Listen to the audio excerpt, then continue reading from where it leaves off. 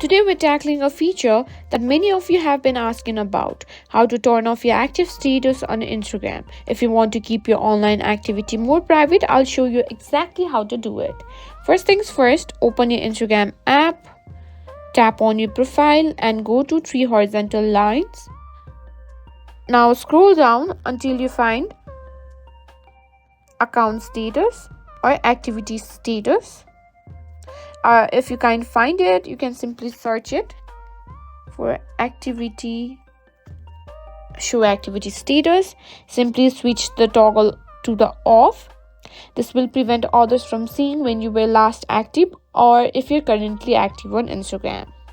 And that's it. That's how you turn off activity status on Instagram. It's a great way to maintain your privacy and control over your online presence. If you found this video helpful, don't forget to give it a thumbs up and subscribe for more tech tips and tricks.